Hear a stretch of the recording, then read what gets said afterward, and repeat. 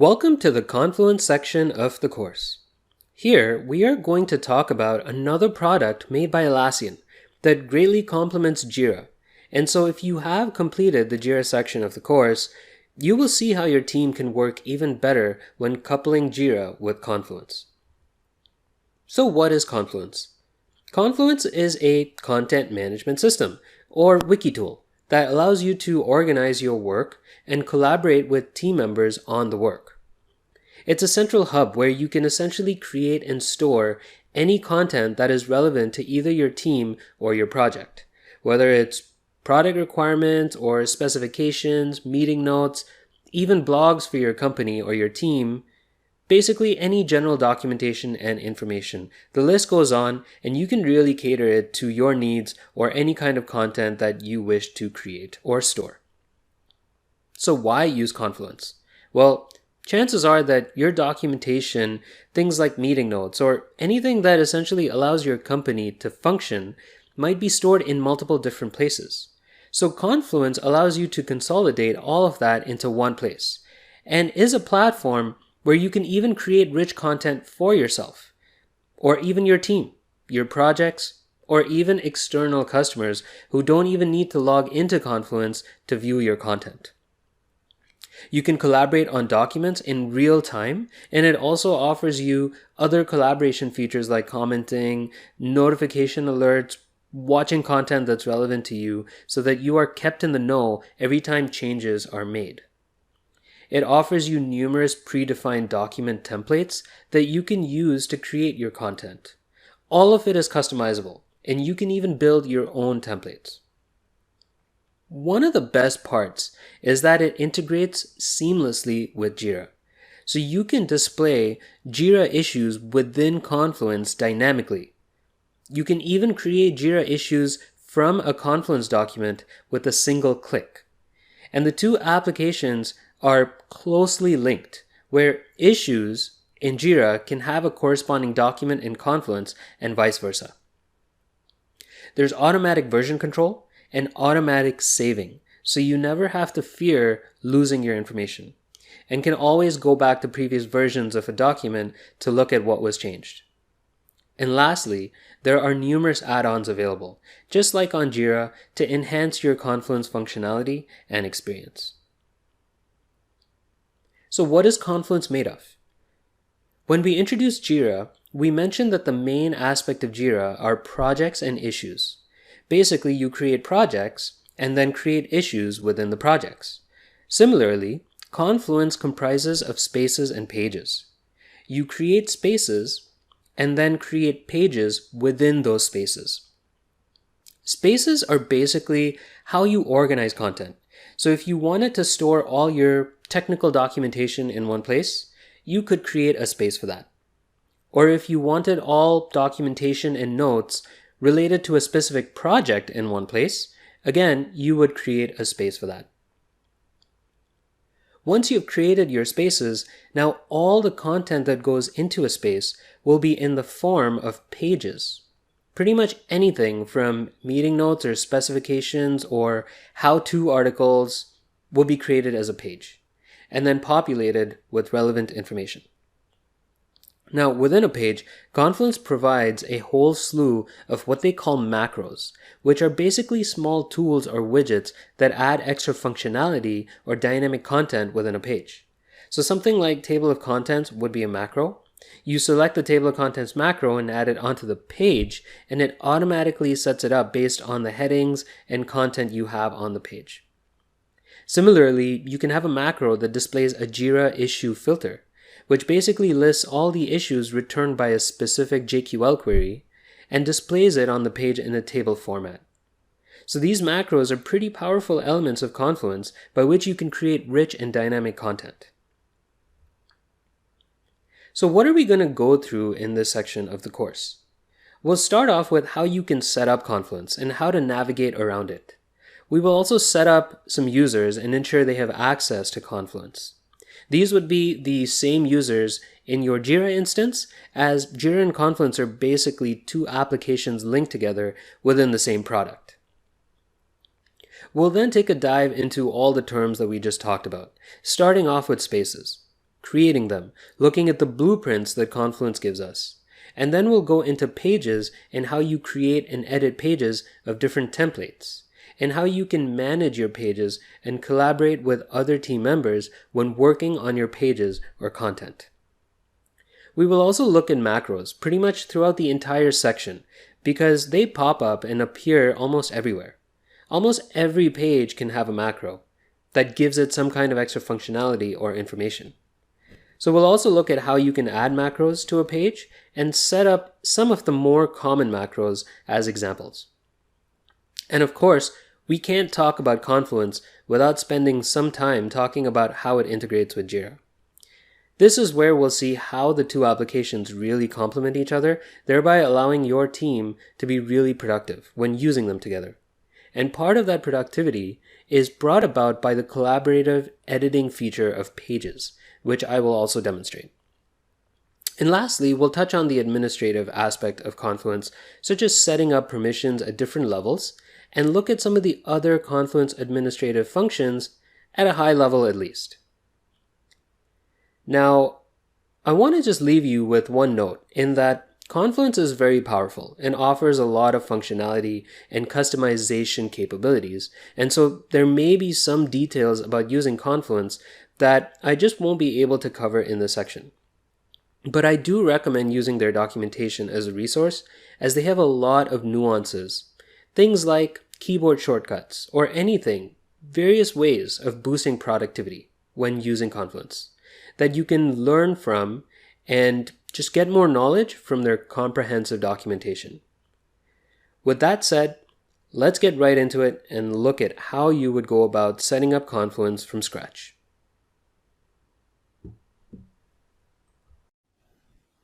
So how would you add Confluence to your existing Atlassian site? Well, first of all, if you just wanted to get Confluence on its own, you can go to Atlassian.com, and just like we set up an instance of Jira, you can opt in for a free trial of Confluence only and go about it that way. But I've never actually seen anyone use Confluence just on its own without Jira. And so since we have our instance already, you could just add Confluence to your existing instance. And we would do that by going up to your settings, and you could either click on user management or billing, because basically we want to go to the site administration. So I'll click on user management, and that's going to open up the site admin in its own tab. And if we scroll down here under the subscriptions and billing part, you can find the discover applications section. So when we click on that, we will see a list of all the other Atlassian products that you can try out. So here we see Confluence, so all we would really need to do is just come in here and click Try It Now. And so then Atlassian gives you a pop-up letting you know that it's going to start a 30-day free trial of Confluence. So you can just come in and click Start Trial, and then Atlassian does its thing and sets up the trial for you. Now while it's doing that, you can come in and, well, as you can see here, it's going to say everyone will have access to Confluence. So you can manage that by clicking on the Manage button here, and you can see that the installation of Confluence completed while I was talking. But basically now you can specify, should everyone currently, who has access to Jira, should everyone have access to Confluence, or do you only want the site and product admins, or do you want to specify, only specific users that can access Confluence? So for now, I'll just leave it as everyone, and let's hit continue. Okay, so the installation is done. Let's click Go to Confluence. And there's a quick demo that takes place. And here we can specify some additional users to add, but I'll just skip this. I'll click Next. And we are required to create our first space. So I will just call this my first space, and let's hit Next.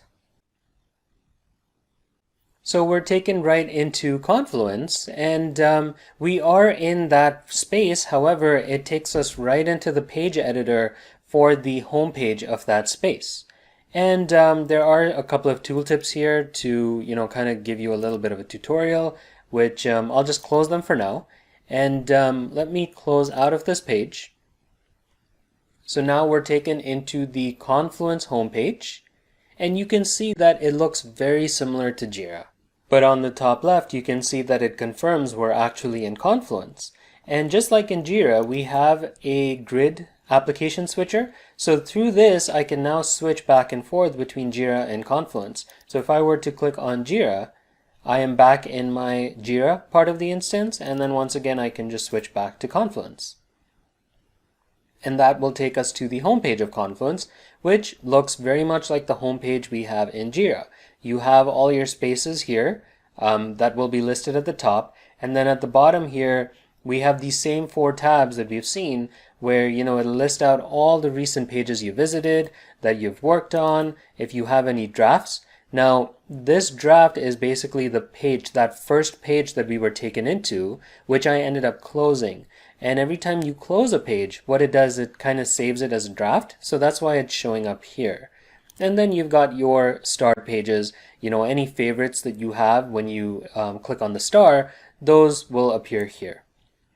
And then on the right side, we've got this little panel section here that contains, any announcements, or the news feed, which contains, all the recent updates of things that are happening in this Confluence site. So let me just continue talking about the navigation bar. This recent tab here is basically exactly similar to the recent pages section here on the home page. So I guess Confluence just wanted to make this accessible from anywhere in Confluence, as opposed to having to click on home and then coming down here and accessing what you're looking for. So it's available through the navigation bar. And then moving on, you've got your spaces. And like I said, the spaces basically is the equivalent of projects in Jira, but you just have spaces in Confluence. So this is where you would access them. And then the People tab is very similar, once again, to the Jira People tab, where you can see who has access to Confluence. And you can also set up your teams, so on and so forth. And then Apps would contain any apps that you've installed for Confluence. Just keep in mind that apps for Jira are not necessarily the same for Confluence. Both can have 2 different sets of apps or add-ons that complement, their respective functionalities. So this is where any apps that you've installed for Confluence would show up. And you can click on Manage Apps, which will take you to the settings part of Confluence. And then we've got the Universal Create button. Once again, you can invoke this with the letter C on your keyboard. And just like in Jira, clicking this would create an issue under a project. So here, clicking this would create a page under a space. And then coming here to the right side, we've got our standard search bar where you can search for various pages. And then you've got your 4 icons in terms of your notifications, help links, your settings cogwheel, and your profile icon. Now, one thing I want to show you is, if you recall in Jira, when we clicked on this cogwheel, we got a drop down of various different Jira settings that we can access. But here, when I click on the cogwheel in Confluence, it doesn't give me a drop down because there is only really one general configuration section in Confluence, and that's where it takes me. So I can scroll down, and here at the top, you can see that we've got the user management and billing sections, which will take us to the site administration. And then we've got all the other configuration things. So like I said, managing apps would take you to this part of these settings. And when I come down here, users and groups, this will also end up taking you to the site administration because, users and groups, those are all configured as part of your global users and groups that you have that have access to all the products in your Atlassian site, whether it's Jira or Confluence. So I can show that by clicking on users. We are just redirected to the site administration page, and now I'm looking at a list of all the users that we have. So let's actually stop here for now and move on to the next video where we will take a look at how this site administration section has changed with the addition of Confluence and where you can add or remove users to or from Confluence. Alright, let's take a look at how the user access settings now reflect the addition of Confluence. So let's start off by looking at an individual user first. So I'll just maybe select Adam Smith as an example, And now we can see that in addition to Jira Software, we now have a switch for Confluence that lets us specify whether Adam Smith should have access to Confluence or not. And if I scroll down, I can also see that Adam Smith got added to a new group. So just like we had seen that any user you give access to Jira gets added to the Jira Software Users group, because this is the group that acts as the default access group for Jira. Similarly, we now have a default access group for Confluence, which is called the Confluence Users group.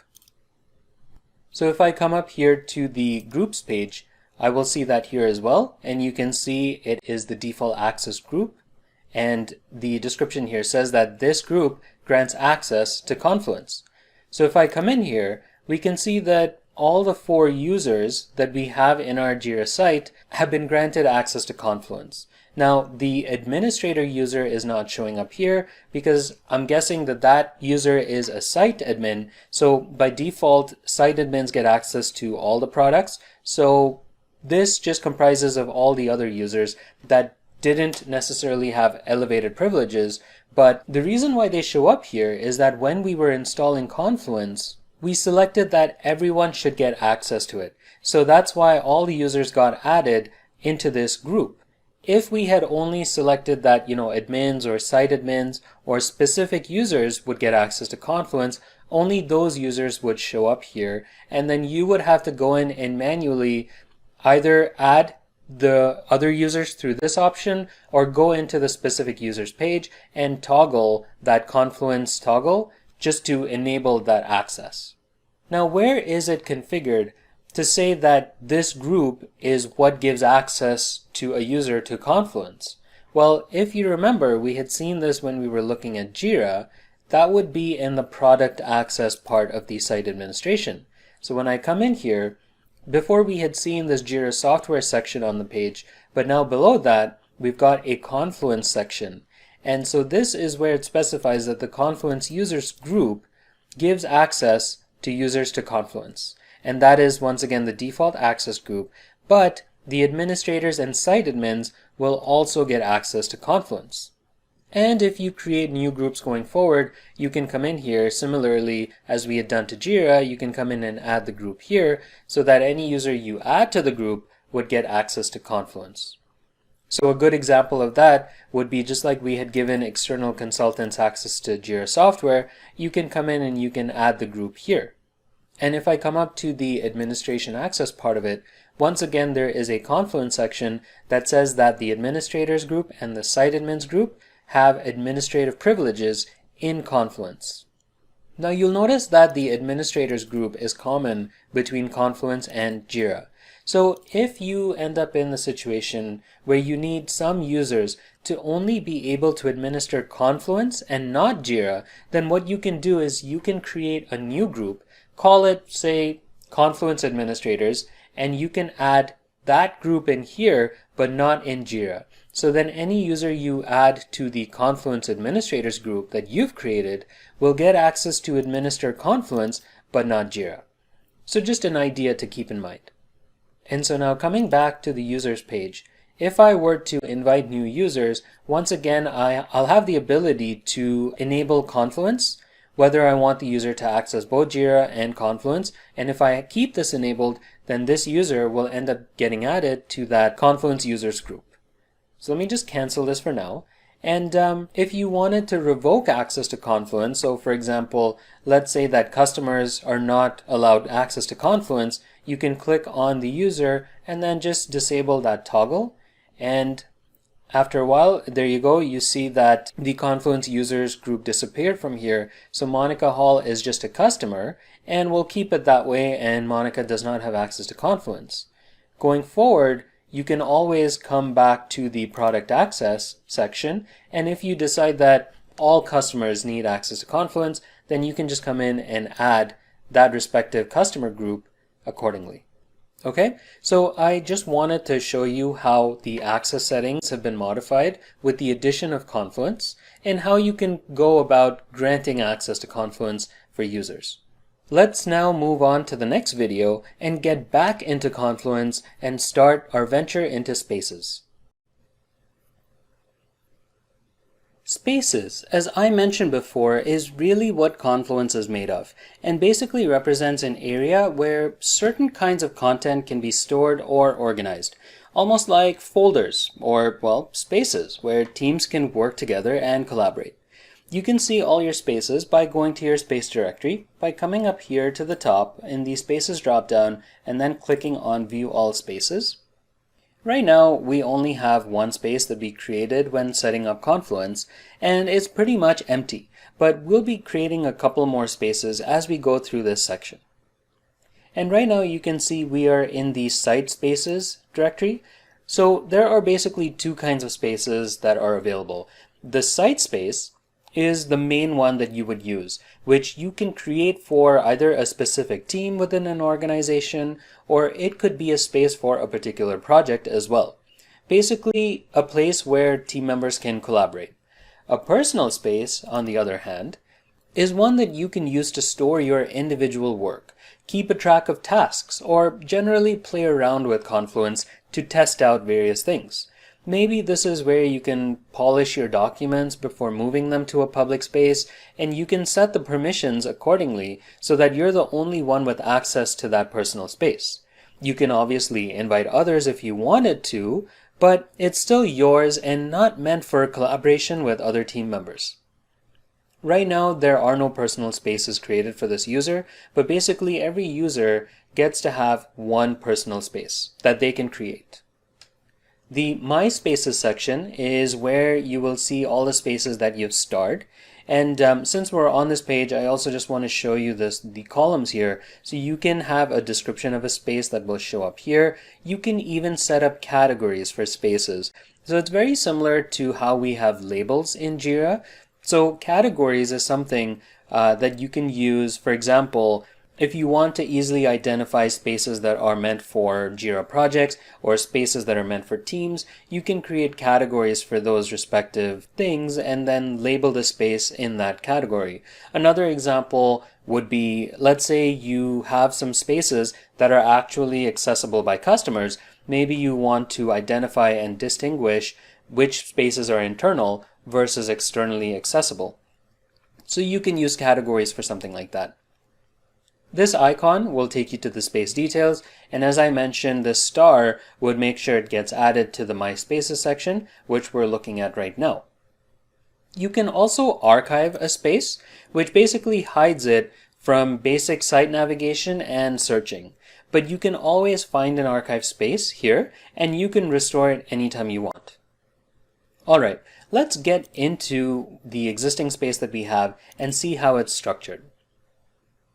Basically, every space has its own pages, files, and an optional blog. What we're seeing here is the default home page of the space, also called the overview. And you can customize this to suit your needs and is basically the first thing you see whenever you access this space. Here, you can see that Confluence actually set up a demo homepage for us with a couple of messages, certain information, and even useful links that I recommend, you check out whenever you get time. And basically all this content is rendered using things called macros, which we will definitely be looking at as we go through this entire section. On the left side here, you can see this is the internal space navigation. So we're looking at the overview or home page right now. Every space by default also has its own blog. And I'm sure you guys are all familiar with what blogs are. And it's really up to you in terms of, whether it's something you want to use in the space. And if you don't, you can definitely hide that feature. Below that, we can access the space settings, and we'll get into that in just a little bit.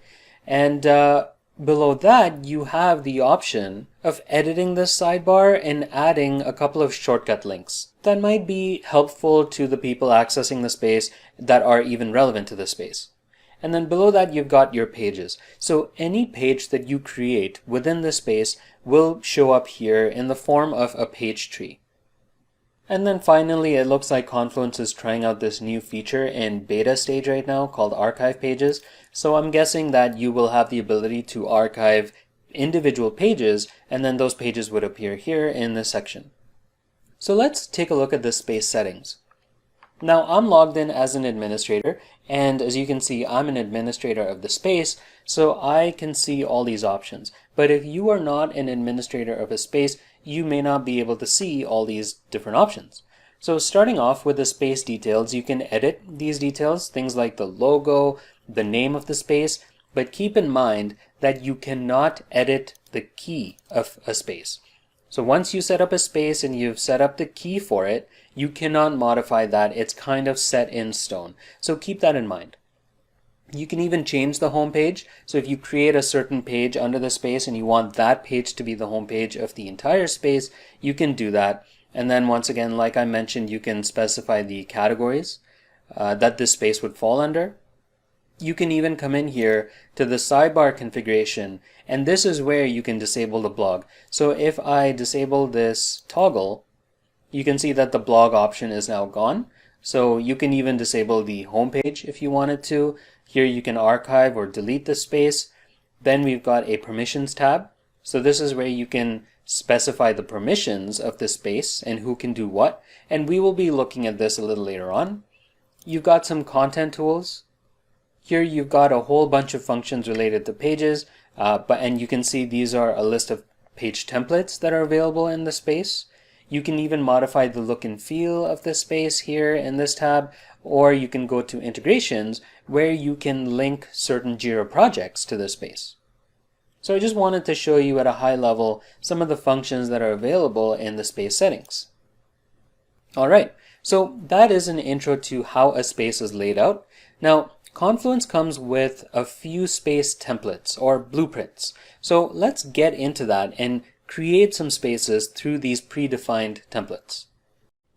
I think one of the most powerful aspects of Confluence is that it provides space templates or blueprints that you can use to create your spaces for various purposes. So to create a space, you can either click on the Create Space button here, or there's another one on the top right here. So these are the templates or blueprints that Confluence gives you by default. And each template has its own already customized homepage and sidebar, which you can customize even further. When using a template, Confluence may also sometimes create sample pages to help you get started with using that template. So starting here from the top left, a blank space, well, speaks for itself in that it's a blank space where you have to create everything from scratch. So there's not a lot of customization that's already put in place right from the start. A personal space, as I mentioned before, is your own personal space where you can work on your own documents and not meant for collaboration with other team members. So you can do that here, and then once this user creates a personal space, this option will no longer appear when that user goes to create additional spaces after that. A documentation space is primarily just to maintain documentation. It provides certain functionality that you can use, such as searching capabilities, and uses things like page labels to make content easier to find. Because when you have a lot of documentation, you want to be able to search through them and find the things that you're looking for. A knowledge-based space becomes very useful if you're using Atlassian's Service Desk, as it allows you to create a knowledge base, whether it's an FAQ or how-to articles or troubleshooting instructions, things like that. And you can create those pages using the page templates that are recommended to you since you're using that kind of space. A team space is almost like an intranet for any team. You can maintain blogs, you can create documents relevant to the team, or you can even display the members of the team.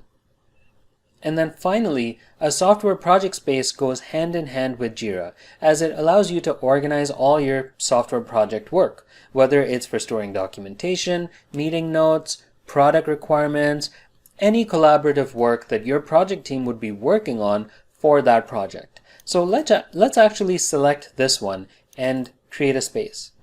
So you can see here that it asks you to link to a project. So these are all the projects that we had created in our Jira instance. So let me just select the permissions example project that we have been working with. The space key I'll leave as the same as the Jira project key. Just remember that you cannot modify it once you've created the space. and let's hit create. Okay, so right off the bat, you can see that this entire space already looks a bit customized. Starting with the home page, Confluence kind of gives you some tips and tricks in terms of what you can do and how you can get started with this space, as you can see here. And then they've got some other things which are all basically examples of macros that are being used. For example, this entire roadmap is using a roadmap macro. And then this lists a bunch of issues from that Jira project, and once again this is using a macro for that. You can see all of this if I come up here and click on this little edit icon here to edit the page. All of these are basically macros. So I can't modify this text individually. When I select it, you can see this entire box highlighted, which indicates that this is a macro, and I'd need to click on this edit button here to edit that macro. Similar for this roadmap. And then once again here, I can't really click on these issues one at a time because this is an entire macro that is just read-only that displays all these issues. And I can edit it once again by clicking on this edit button here. So let me just close this page for now.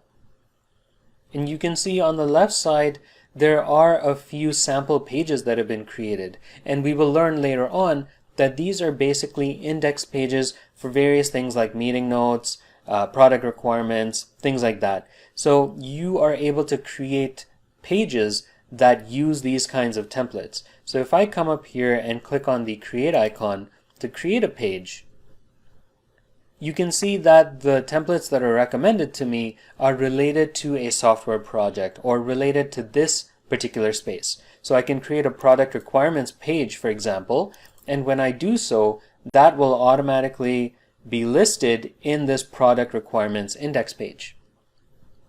So it's just some custom functionality that has been set up for you to help you manage a software project space.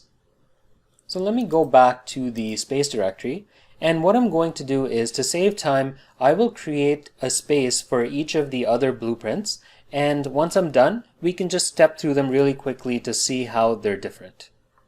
Alright, I'm back, and you can see that I've gone ahead and created a space for each of the other blueprints. And you'll notice here that Confluence automatically categorizes them. So going forward, as an example, if I wanted to create another documentation space using that template, it will add this documentation category for it, and then I can easily find all the spaces that are related to documentation by coming here under categories and then clicking on documentation, and it will list out all those spaces that have been created using that template. So it's just a nice additional feature that is available.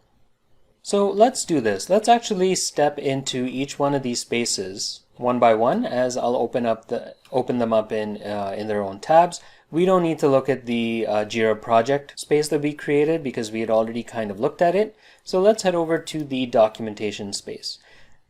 So right off the top, you can see that the home page looks slightly different. On the sidebar here, we've got a getting started page, which has a sub page under it for making a template. And these are basically just means for Confluence to give you a little bit of help in terms of how you can go about doing things. So this making a template page walks you through how you can create your own custom page template. And then the getting started basically provides lists of things that you can do to just start putting in content, creating pages in this space. And if I click on documentation space here, it'll just take me back to the home page. And you can see here that it's using this search macro. And then below that, we've got additional macros. So if I come and click the edit icon again, it uses this macro called content by label. So it displays a list of pages that use that same label. And then here we've got recently updated, so on and so forth. So let me close that, and we'll notice that the knowledge base space looks very similar to the documentation space. It's got a similar kind of layout with the search macro, and when you think about it, a knowledge base space is kind of like a documentation space because you're going to be storing various kinds of articles or documents, things like, how-to links or troubleshooting articles, things like that. And you would want there to be an easy way to search for various things. You know, when you need help, you need to look for it. So that's why it's very similar to a documentation space. And then the team space, here you can see that it lists out, or it can list out, a list of team members. So for this one, if I click on edit, you will see here that it's using a profile macro. So we can go in and we can add the similar macro and set up profiles for all the other team members that will be using the space as well. And then down here, you've got a section for some team news. You can create a blog stream if the team is using a blog, for instance. So this is the kind of customization that's available. And the team can now go in here and they can start creating pages under this space. So let me just close these tabs and go back to my space directory. I also ended up creating a personal space. So now if I go to the personal space list, we can see a personal space that's created. And if I open that up in its own tab, it's got a similar kind of structure. And once again, things that, tips and tricks and recommendations that you can use this space for. But overall, the structure and the layout of the space is pretty much the same. And now if I try to create a space, you will see that that personal space option is no longer there because each user can only have one personal space. And so I've already created mine, so I can't create any more. Now, if you do not wish to use any of these predefined templates, and if you think that you're going to end up modifying all those pages and content anyway, so might as well just start from scratch, you can do so by creating a blank space as we had seen before. So let's actually walk through that. I'll create a blank space and let's just call this my blank space, hit create. So now once again, it's got the same layout, but then this home page basically has nothing in it. So it's up to you now to go in and start populating content. You can modify the home page and you can put in some relevant content in there and you can start creating pages and filling out this space, however way you'd like to use it. So that's a look at creating spaces and how you can take advantage of the various space templates that are available to you. Let's now actually start creating some content that'll go into the spaces in the form of pages. Once you've created spaces, anything you create within the space will be a page. So anything, whether it is a product requirements document, technical specifications, meeting minutes, pretty much any document is created as a page. And you can create a page from anywhere in Confluence by either clicking on the Create button at the top or just using the letter C as a shortcut key. And something to keep in mind is that if you are viewing an existing page and you try to create a new page, that new page will automatically become a child of the page that you are viewing. So in this case, because I was in the home page of Confluence, it's not really going to or pre-selecting a home page or parent page for me. Instead, it's just giving me the first space that is available. So I can click on the space and I can select another space. So for example, if I want to create this page in my blank space, I can do so. So just to show you, if I were to actually go to the blank space, and now if I try to create a page, you'll see that it's automatically pre-selecting the blank space and it's saying that the parent is going to be the home page of that blank space. So that's something to keep in mind when you're creating the page and just being aware of where that page is going to end up being. Now here you can see a list of all the different page templates that Confluence comes with, and there are quite a lot of them. I believe over 70 different templates that are available, and I have not even come close to trying each and every one of them out. Honestly, I don't think that you would need to use all of them on a day-to-day basis, but if you do have some time, I recommend just going through the list and just keeping it at the back of your mind. For instance, I see here that there is a to-do list template. So going forward, I'd like to keep that at the back of my mind that in the future, if I ever decide that we need to create a to-do list, I can take advantage of them having a template for that. So similarly, if your team ever does a SWOT analysis, it's just good to know that there's a template for that. So definitely feel free to come in here, and you can even create a bunch of test pages using these templates, possibly in your personal space, and just to see what it has to offer and how it's configured. And also another thing to note, and this is something that we had briefly seen before, the templates that Confluence suggests to me depend on the space that I would like to create the page under. So for example, if I were to switch to the knowledge base space, you can see it's recommending either a how-to article or a troubleshooting article, because chances are, given I'm in that space, I would probably be creating either one of those. But I can just click on show more and go back and see all the other templates that are available. Similarly, if I were to switch to the permissions example project space, I am recommended the product requirements or meeting notes, so on and so forth. So let me switch back to the blank space, and I'll just create a blank page for now, and let's hit create. So right off the bat, you'll be taken straight into the editor for that page, where you can now start adding content, macros, and format the page to look good. And we will take a closer look at this editor in upcoming videos, but for now, I'll just call this a test document for the title, put in a line there, and now my options are I can either publish the page, or I can even click on the ellipsis and look at the other options. So I can preview, or just hit Control or Command Shift E, and then I can preview the page. Obviously right now it looks pretty sparse because I haven't really put anything in. I can go back to the edit mode. Coming back to the options, I can add labels if I want to put this page into a particular category. I can even move the page. So for example, now as I'm editing this page, I can see that it's going to go under the blank space homepage.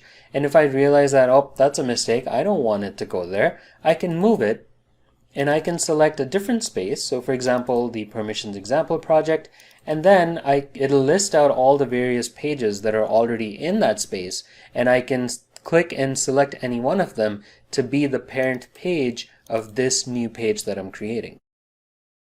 And also you could just delete this page entirely because it hasn't been published. So for now, I'll just go ahead and I'll publish the page. And so now our page has been created, and you can see it here under the pages section of the space navigation sidebar. And that's it. It's that simple. And now that it's been published, I can go and edit the page to continue making changes. I can star the page. I can, well, by default, I'm already watching it because I'm the one that created the page, but I can stop watching it, or I can manage the watchers.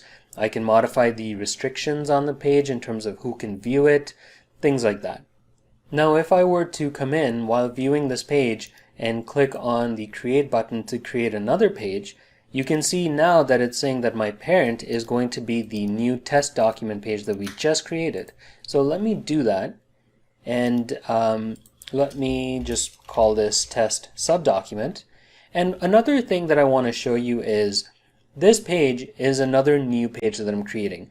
And if I come in and I just hit close, what that's going to do is it's going to save the changes but not publish the page. So while I hit close, it takes me to the home page, and now in this draft section, you can see that the new subdocument is listed here and showing that it's in draft mode.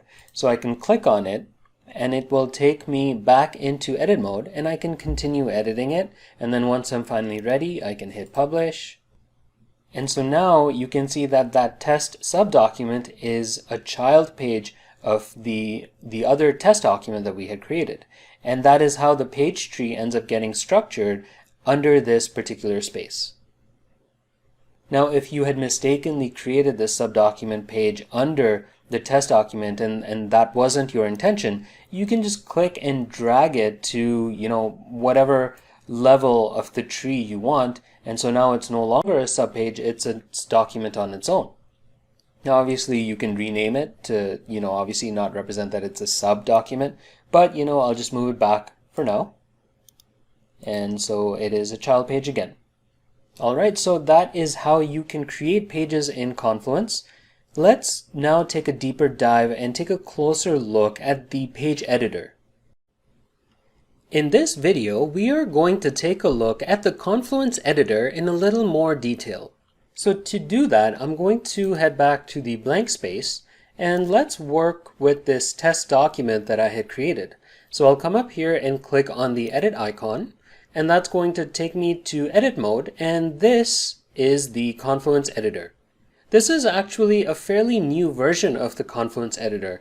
They have updated it within probably the last year, and their old editor is now called the Legacy Editor.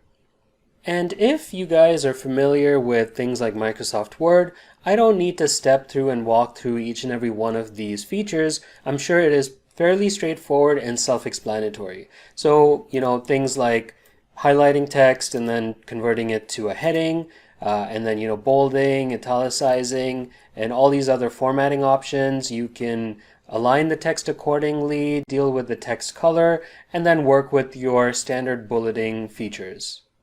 What I do want to spend some time on is some of the other features available.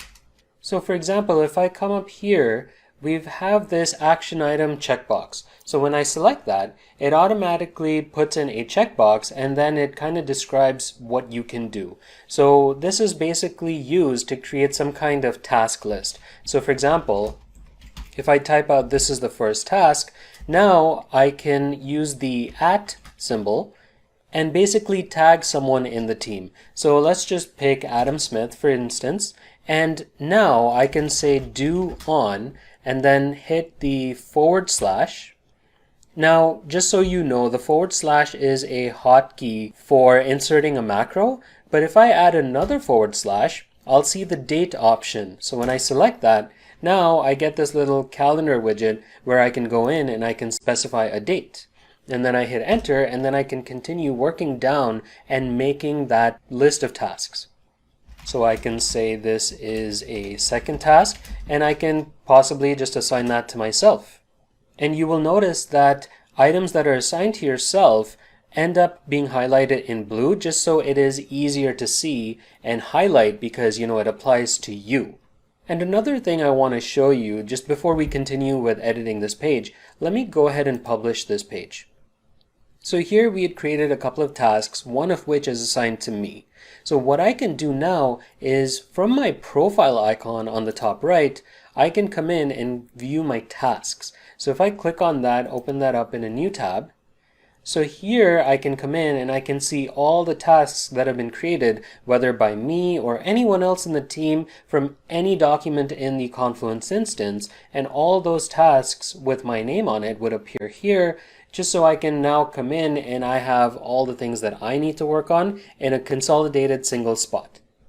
So I just wanted to take a moment and show that to you. Let me come back here and let me continue editing.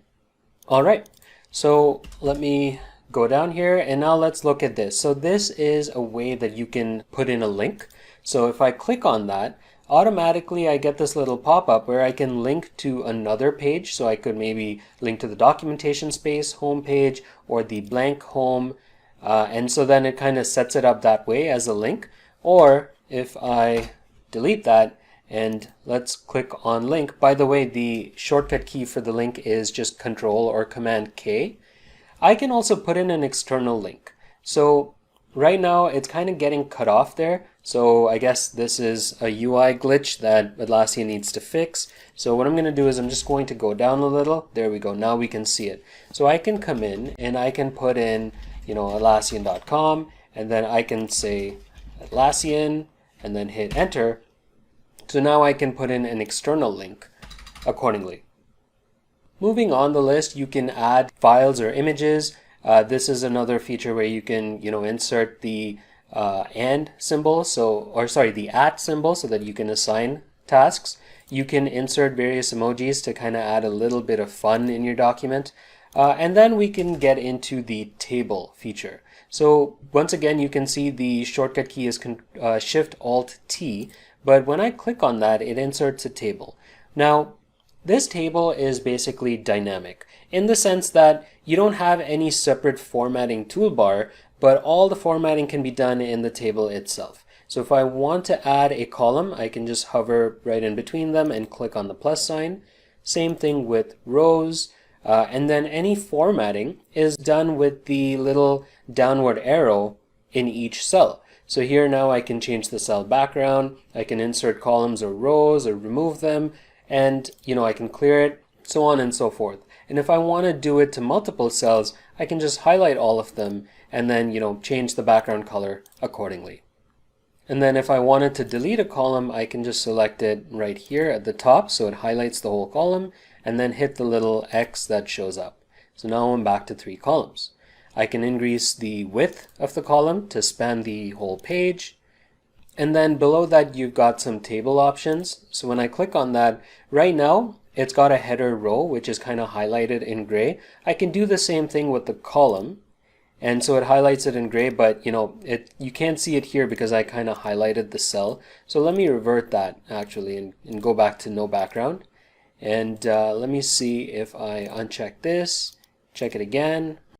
So it is kind of overriding what I had done before, but basically I could highlight all of this and then just specify the color. There we go. I can even come in and I can put in a numbered column. So it kind of gives me that little numbering thing here. So it doesn't matter what I do. If I add new rows, it's going to just update the numbers accordingly. So that's a look at your tables.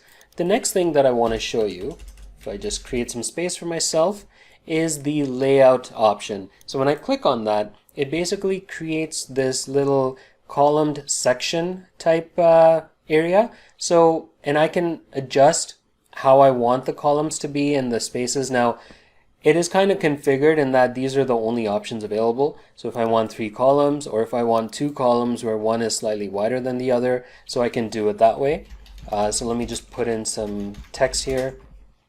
And then I can go in and I can add another one below that, and I can treat that in a different layout. So you can use the columns to structure your document and organize, your text any which way you want. I think there is some room for improvement with respect to this layout feature, because I know that in the legacy editor, they had something called sections instead of this, which is what they call layouts. So in the sections in the legacy editor, you could have one entire section with just one column. Here you can see a single column isn't even an option. So I think there is room for improvement here. And then finally, the last thing here is the plus sign, which once again, this is how you can insert a macro, and you can also do that using the /. And here you will see there are a ton of macros available. We're going to look at them in a little more detail in upcoming videos, but this is how you would do it. And it also shows you the shortcut keys that you can use for them. All right, coming here to the right side, you can find and replace text. You can invite other team members to edit, and this is a really cool feature of Confluence where you can edit a document at the same time and collaborate together. You can modify the access restrictions of the document. So right now anyone can view and edit this, and you have the option of anyone can view, but only some can edit, and then you can come in and you can specify who has the edit permission and then add the user. Or you could just say that nobody can view or edit and you are the only one. So you could see that everyone has no access, but now you can come in, select a name or a team member, and you can specify whether they can view or edit accordingly. And then you can go ahead and publish the page. Now keep in mind, in the legacy editor, Confluence had an option where you could specify a note, where you can just put in some comments on all the changes that you made. And then you also had an option, like a checkbox, whether you want to notify the watchers of the page or not. But in this case, in this new editor, when you click publish, by default, all the watchers of the page will get notified. The only way you can avoid that is if you come to the ellipsis and select publish without notifying watchers. So just keep that in mind. And some of these options we had already seen before. You can preview the page, you can view the changes that you've made compared to the existing live document prior to you making the changes. You can add labels, you can revert. So basically just completely remove and delete all the changes you made and revert to the last live version. And another thing I want to show you is if I don't publish and if I just close the document, you'll see that none of the none of the changes appear here, but here we can see that there are unpublished changes. So all those changes are actually saved. If I come back and I click on edit again, you can see all those changes in there saved for me in kind of like a draft mode, and I can now come in and I can publish the page. Alright, so that is a look at the Confluence Editor. It's fairly straightforward and relatively easy to use. And really, the crux and power of these Confluence documents really come in the form of the dynamic macros, which we will look at in just a bit. Now, let's move on to the next video where I actually want to take a quick moment and talk about the legacy editor and what you can look forward to when it comes to this new editor going forward. Alright. One more thing I want to show you guys with respect to the Confluence Editor is the legacy editor. So if I switch my space here, and let me head over to the permissions example project. If I look at the product requirements index page, for example, and once again, this is a page that gets created whenever you decide to use the product requirements blueprint, and this page basically will list out all the different pages that you create using that product requirements template going forward. But if I come in here and I edit the page, this blueprint actually uses the legacy editor. So you can see at the top here, it kind of looks different. And this little thing here for page layout is what I was talking about when it comes to sections. So here I can add multiple sections, and you can see that I can have one column, and I can modify the layout here. So if I were to switch this to 2 columns, it kind of expands it out and makes it full width of the page. Not sure if that's a bug, but anyway, I can now click on this section, for example. If I want to call this section 1, I can move it up or I can move it down, so on and so forth. So it kind of, you could see that it's different from what we had seen before. And then so if I click on this section, if I try to insert a table, I can actually pick how many columns and rows I want, and when I put that in, and when I click on it, now you can see this additional formatting toolbar for tables that appears here that we did not see in the new editor. And now you can see at the bottom that this page can be converted to the new editor. So that's when you know that you're in the legacy editor of Confluence, because it will prompt you to say that you can convert this page to the new editor. And then coming here to the bottom right side, you can see that the publishing buttons and all that stuff's located at the bottom as opposed to the top. And this is that little comment box that I was referring to, where you can put in a comment of, what changes you made, and then the notify watchers checkbox, which you can unselect. So it's kind of easier it's just more, in front of your eyes so that you don't forget to do that. And so these are the little things that are different that I feel are kind of better in the legacy editor. So let me just go ahead and revert these changes because I don't really want to publish them. And so in the resources section of this video, I have provided a couple of links. One of them just talks about what happens to a page whenever you do convert it from the legacy editor to the new editor. And another link talks about what we can expect going forward in terms of the features that are being built for the new editor. And I want to take a moment and actually just look at that. So here I have in another tab the roadmap for the Confluence Cloud Editor. And what I want to show you is some examples. So if I scroll down, you can see these are all the features available and whether it exists in the legacy editor versus the new editor, when it will be available in the new editor, and then the corresponding ticket that's tracking it. So if I come down here, for example, you can see layouts is available both in the old and the new one, but there is some work that Confluence needs to work on. So if I open up this ticket and I scroll down here, you can see that one of the features is having a single column layout. So I definitely suggest you guys check out this page, look at some of the tickets, and just keep in mind that these are some of the things that might come out in the future.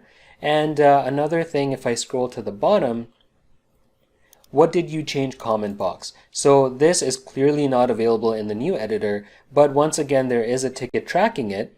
So while you guys are viewing this video right now, You've seen the editor the way I can see it now. Just keep in mind that going forward, it's going to improve, it's going to change, and I'm sure Atlassian is going to work on a lot of these features, and you can see some of them are even in the short-term backlog, so they might come out sooner than later. So I thought it would be important just to introduce this to you and make sure you're aware. And now that is a look at the Confluence Editor and the roadmap and what we can expect. And I'm sure it's going to evolve over time and get better. In the previous videos, we looked at creating and editing pages using the Confluence Editor, but we were pretty much working off of a blank page. Now let's take a look at some of the page templates or blueprints that Confluence gives us. And prior to that, I just want to show you again these index pages that were created by default for the permissions example project, basically a software project space that we created. But we never saw this in the blank space. So let's actually take a look at that and see how we can create them. So here I am in the blank space, and looking at the page tree here, all we can see, or all we have right now, is the test document and the sub document. So if I come in and create a page, and once again, we had seen this before, there are so many page templates that are available, and I definitely recommend going in and playing around with them and just try creating some pages using these templates. So what I'm going to do is let me search for product, and let's create a product requirements document. There's a little walkthrough of what the template is. I'll just select that, hit create. Okay, so basically every template entails all these placeholders that we see here. So Confluence does majority of the work. All we need to do now is just come in and start filling out these placeholders with the relevant information. So I can come in here, I can edit this table, I can put in a target release, I can even link an epic in Jira. So if we have an epic that is tracking this product, I can come in and I can link a Jira issue by using the Jira macro. I can change the document status. So this also is another macro. I can change the status and I can change the color of it. I can list out the various stakeholders, put in an objective, list out my success metrics. Normally, as a product manager, I may not think of all these things. Well, I probably should, but will I actually come in and lay it all out in a document?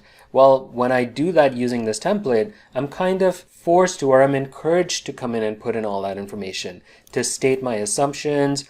I can now start mapping, a roadmap using the roadmap macro. And then here I put in all the requirements for the product. I can list them out in the form of user stories, link them to Jira issues, so on and so forth.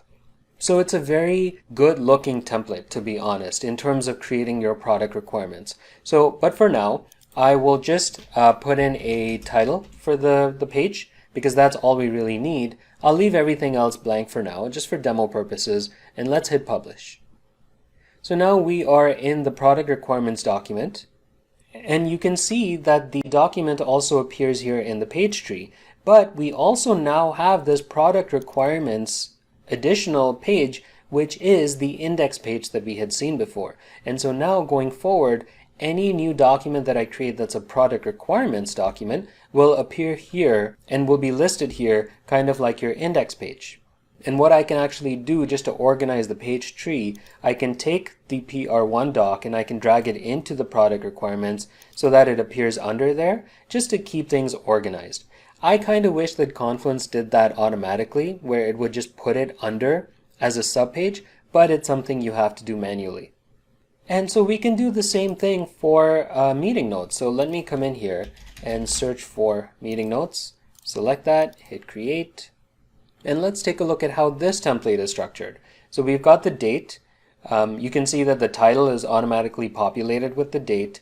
I can put in the participants and it tells me or gives me tips on how I can do that. So using the @ symbol, I can just select Adam Smith, put in the goals of the meeting. Here in a table, I can put in the time. So how long each topic should be discussed for, who the presenter is, and then are there any action items? So for example, I can come in and say, this is a task for Adam.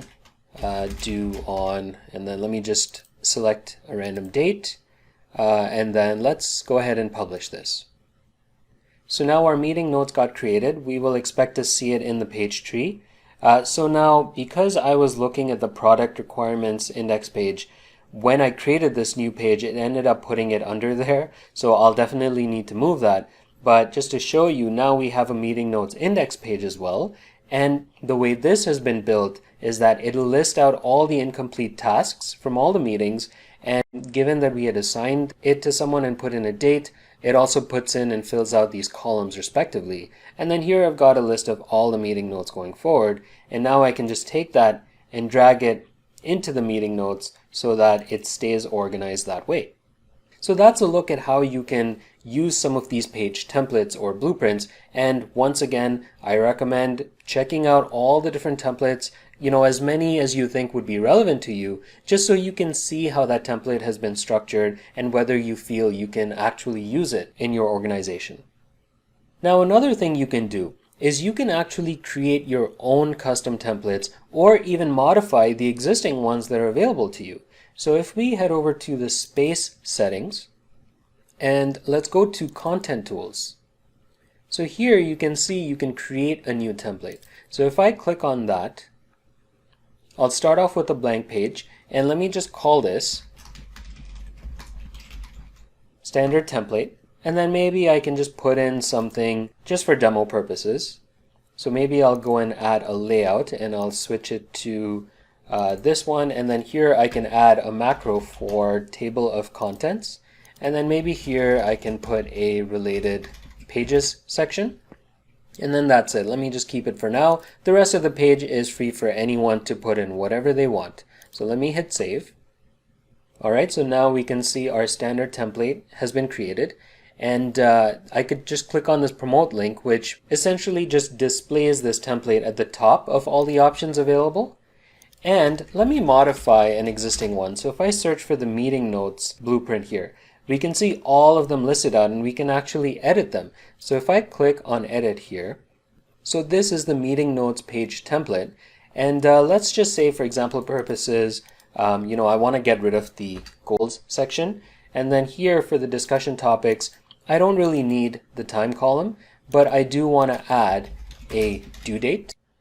And let me just unbold that. And that's enough for now. Let me save this. All right, we'll head back to the home page. And now when I click on create, you can see the new standard template that's available. And in fact, if I switch to another space and let me search for standard, you'll see that it's not available because we had only created that template for the blank space. So it shows up here, and I can go ahead and hit create. And just to save time, let me go in and populate some content here. Alright, I just put in some content and I formatted them using the various headings. And I can even come in and just put in a related pages here. So using Control K, I can link it to maybe the new PR1 document that we had created, and let me publish this. So using the template, we had added the table of contents macro, so that appears here, and then we've got our related pages and then the remaining content. So that is an example of how you can create a template on your own and then start using it going forward within your organization. And then also just to show you the change that we had done to the meeting notes template. So if I search for meeting and let's hit create. So now you can see that the goals section is missing and we've got our new column for the due date. And keep in mind that I'm seeing this new version of the template only because I'm doing this in the blank space. If I were to go to any other space, I will revert back to that, standard default meeting notes template that we had seen before. So that's a look at page templates and how you can create pages using the many predefined templates in Confluence. And once again, feel free to go and see how they're structured and if you think you can use them in your company. And then we also saw how we can create our own custom templates and modify the existing ones for a specific space. So let's move on to the next video where we will take a look at some of the other functions available around pages. So let's take a look at some of the other page options or functions that are available to us. So if I come up here to the top right, we have the edit icon and the star icon, which basically saves the page as a favorite. And then beside that, this is the watcher icon. So this is where I can choose to either watch or unwatch a page, or I can even watch all the content in the space, and I can even manage the watchers. So if I want, maybe Adam to be following this page, I can go and I can add him into as a watcher of that page, or I can even do that for the space altogether. And then this lock icon is where you can specify the page restrictions. We had already seen that before, and you can even share this page with other team members. And then we've got a whole bunch of other functions. So you can view attachments if there are any on the page, and then look at the page history. Now I want to talk about this because I think this is extremely valuable. This is basically the revision control feature of Confluence, because it keeps a record and history of all the edits that have been made to the page since inception. And it tells you when it was published, who published that version of the page, if there were any comments. And this is what I was talking about. Eventually when Confluence releases that little comment box every time you publish a page and you go in and you put in your notes, that becomes really valuable because that comment would appear here. So you can see off the top, all right, version 2 had, so-and-so changes that were done to it. You can even restore back to a previous version, and you can even compare. So for example, if I want to compare the current one with the first version of the page and then click compare selected versions, it will highlight the changes. So it'll tell me in green that line was added, or if it's red with a cross off, then that means it was removed, or formatting was changed, so on and so forth. So it's definitely a very useful tool as part of any page in Confluence. So coming back here, we can once again access the restrictions. We can even look at analytics. Now this is something that's new that Confluence has added. So you can come in here and see some of the page views for that page. And of course, you can get more in-depth analytics if you upgrade to Premium. This version that I'm using is the standard version of Confluence Cloud. So that feature of analytics is probably going to evolve as well. And then, as we continue down, we can see resolved comments. So let me actually show this as well. As your team members now start collaborating with you on this document, they can go in and they can highlight any text and they can put in a comment. So for example, here I could just be like, what about this, Adam Smith? I'm really picking on Adam Smith here, but then I can hit save, and then Adam Smith will end up getting a notification, and then he can come back and he can respond, or, just for now, for example purposes, I'll say never mind, hit save, and then I can come in and I can resolve this comment. So then now I can go back and I can see a list of all the comments that have taken place and all the ones that have been resolved. I can get a link to this page. I can view this page in the hierarchy, which if I open that up in its own tab, it's basically just going to take me to the space settings under content tools, the reorder pages tab where I can just reorder them. But technically I could just do that in the page tree anyway, so might be a bit of a redundant feature. The view source and view storage format options are advanced features, basically intended for any advanced user who needs to understand the underlying XML markup of the Confluence page. It's definitely not frequently used, and so we won't be touching on that right now. And then you can export the page to various formats. You can even connect it to Slack if your organization uses Slack and is connected to it through Confluence. You can copy this page, you can move it to another space. So here I can move it to, if I get rid of this and if I start typing, it'll suggest other spaces I can move it to. And then I can specify what the new parent page can be. And then I can archive the page, which, as we had seen before, is a beta feature, which I'm assuming will probably just show up in this archive pages section here. And finally, you can delete the page. And then coming down here, we've got the labels. So this is how you can categorize your page. So let me head over to the new product requirements page that I had created. and you can see here that Confluence automatically gives it a label as requirements. So if I come back to my test document page and let me click on this label here, I can create a new label by just typing anything I want, or I can just look for the requirements label and add that in and then hit close. So now this document has the same label. Now, one piece of functionality or one way where these labels are very useful is using a macro called content by label. Let me just quickly show that to you. Let me edit this page and let me just find some empty space here. So maybe down here, if I hit the / and search for content by label, and now I can go in and specify the label that I want, which is requirements, and I can preview this. So what that'll do is it'll basically list out all the pages that have that label. I'll click save, and there it is. There's the macro. If I go ahead and publish, so there it is. There is that macro being utilized, and that is one example of how these labels can be used. And then coming here, just to add a little bit of that social aspect of things, you can go ahead and you can like the page, and you can even come in and you can comment on it, just like we have comments for Jira issues. You can put in comments for a page, and then any user that is watching that page will end up getting a notification with that comment. So that, my friends, is a good look at pages. We have created pages, edited pages using the editor, and looked at how the editor is likely to improve with more features coming out in the near future. We've looked at some of the page templates and customized them, and then finally looked at some of these other page functions that are available. Now let's get back into editing the page, but this time adding some of the macros that are available to us. Macros allow you to add extra functionality or dynamic content within your page.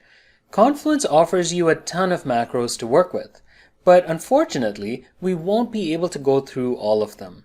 But I'll try to show you some examples which should get you used to how to search for them, add them onto your page, and configure them with relevant information.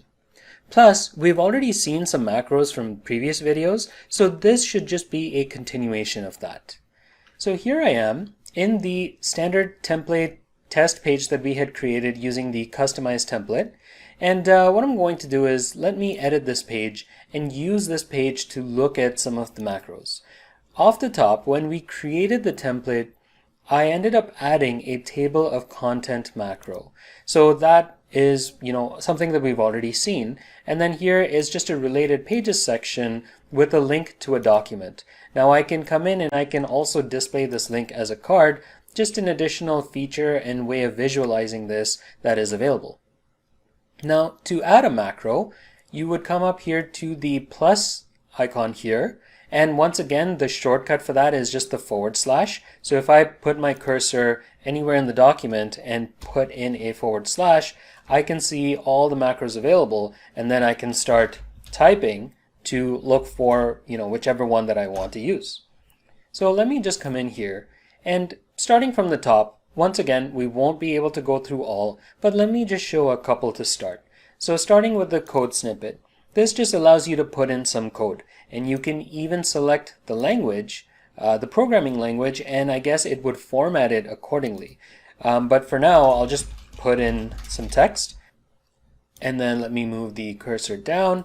Let's take a look at some of the other ones. We've already seen the date. The decision is again just another box. And I guess the difference really between these are just around formatting, but overall it just looks like a panel where you can enter in some text. Then let me position my cursor out of there. Let's look at some more. We can add a divider if you want to divide different sections of your page. You can even include an expand macro. So this is something I do use. So this allows you to provide a title. So click here to see more, and then you can come in and let's say you've got a lot of content that you want to put in the page, but the content is just details that the users don't necessarily need to see when they're just viewing the page. But if they want to see the details, then they can click to expand, or I guess display all those details. So here I'm just going to put in some lorem ipsum text. So you've got a lot of details that you want to put. So we will take a look once I publish the page how this will appear. All right, let's see what else. You can put in an info panel. So what this allows you to do is kind of, if you've got some information that you want to make more prominent to the user on the page, you can use this panel to do that. And once again, you can put in some text in the panel, and you can even change it around to either be a note, which changes the color and the icon used for it, or it's a success panel, or even a warning, or an error panel is available. So let's just go with these macros for now. Let's publish this page and let's take a look. All right, so our table of contents is there from the template. We can see the card layout of the page link. And then as I come down here, so you can see the code block. This is that little decision panel. We've got our divider. And then now when I click on this, it's going to expand it out and I can see all the details, including that little panel that we included. Now, another way of getting familiar with some of the macros is to look at existing pages that Confluence automatically created for you. For instance, when we created the various spaces using blueprints, and we got those customized home pages that were made for us. So let me switch the space and let me head over to the permissions example project space. So if you recall, this was created using the software project space template or blueprint.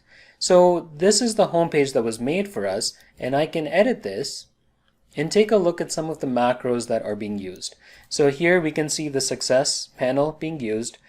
This is a status macro, so I can add that in, and then I can type in whatever status or whatever text I really want, and I can even change the color. So you can use this to kind of label things. And then here we've got a couple of links. And then here we are using the recently updated macro. So you can edit any macro and it will give you more information. So this lists out the most recently changed content within the Confluence space. And then for most macros, you usually get this little panel here, this settings box, where you can go in and you can make other configuration changes accordingly. So let me just cancel out of this. Below here, we've got this roadmap planner macro. Now this is something interesting. If I edit this, I basically get this interactive area where I can create a roadmap, almost like creating a Gantt chart, but just remember that a lot of it is manual. So I can come in here and I can add lanes by clicking on the plus sign, or actually, sorry, that added a new bar. Adding a lane would be up here. So I can put in a new lane, I can add bars, and I can move them around accordingly. They automatically change their color. And I can even add markers. I can drag them around. I can click on the marker to rename it. I can click on any one of these bars and I can rename it here, so on and so forth. So it's a bit of manual customization, but for instance, if you're just starting off with a new project and at a high level the various stages and phases of work, you can come in here and you can plot that in some kind of chart, and then present that to your stakeholders. So that's another macro that is available. And then below that, given that we are in a software project space, it is linked to a Jira project. So we can actually utilize the Jira macros. And this is an example of that. So if I click on this and edit, you will see that this is the Jira issue filter, and you can write out any JQL query you want, hit the search icon, and it'll display the results, and then you can go in and specify what columns you want to display, how many issues to display, and do you want it as a table, or do you just want the total issue count of the results that are being returned. Let me actually cancel this for now, and I'm going to close this page, and let me actually have Jira open up in another tab. And what I want to do is let me see if there are any filters that I can use. So we did create that SSP incomplete stories filter. So I'm just going to copy that and let me come in here. Let me edit this page again. And I'll come down here and edit this macro. And if I want that filter, let me see if this works. If I say filter equals and then paste the name, hit enter, there you go. So now I am getting the results of that filter. Once again, I can adjust the display options and then hit insert. And then it automatically updates that macro with the new search results. And then below that, we have another info panel. So let's see what other macros we have available. I mean, we have a lot. So here, you can see these are all the macros available to us, and they are categorized here on the left side. So for example, if you want Confluence content, there are a bunch to choose from. So children display is actually one that I do use quite a bit. So I'll come up to the top, and I usually add it to the top of a page, and it's a way for me to list out, whenever I access any page, to list out all the child pages under it. And let me just use the / and I'll type out child, and there we go. All right, so now I can configure it. Already you can see it gives me a preview. I can go in and I can specify the number of children that I want, but I'll just leave it as the default and hit save. So there you go. It's really simple to add these macros and dynamic content on these pages. So we've got the children display. Coming down here, the Jira roadmap. So if you recall, when we were looking at the next gen project, we had a roadmap feature. So you can actually embed one of those, a roadmap from one of those projects into your Confluence page. And I believe it'll be live and dynamic and real time. So you can also add additional media. You can add a task report, so all the tasks that have been created in Confluence, and you can configure it accordingly. Here for external content, you'll notice that you can also add a lot of these macros, which are pretty much gadgets that you would use on a Jira dashboard. So those same gadgets are available here to insert in a Confluence page. So I'm not going to go through them, but things like filter results we had added in. You've got all kinds of things, pie charts that you can add in, so on and so forth.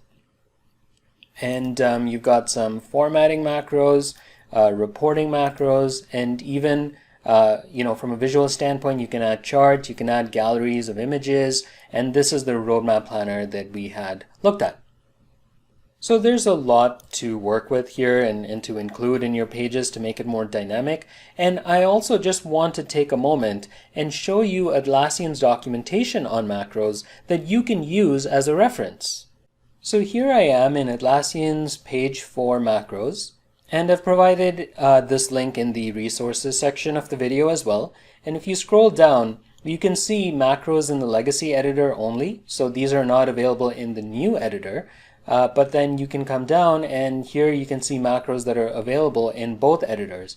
And so each one has a link which you can then go into to learn about them in more details. So for example, if I click on the Jira roadmap macro, it's got its own dedicated page that kind of walks you through how you can insert it and how you can use it, so on and so forth. And then even when you scroll down here to the bottom, there's a link here talking about how they are cleaning up their macros.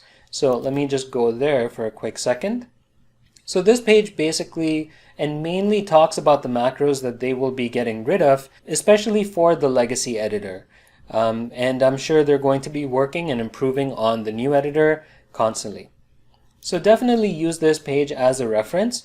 And honestly, because there are so many macros available, it could take hours upon hours to go through each one. So this page can act as a reference, or you can simply just create a sample page and just start adding different macros yourself, play around with them, test out the functionality, and go about it that way. In fact, I myself have probably not even looked at or used at least half of the macros available, if not more, as it really depends on each person and the kind of content you want to create on Confluence. But I do believe that once you start using macros, you'll find yourself reusing the same ones over and over, and you'll have a small list of your most popular or most used macros for yourself or your team. But again, a lot of documentation out there, so definitely take a look at it when you get a chance. All right, we've talked about the main pieces that make up Confluence, which are basically spaces pages within spaces, and then macros within pages.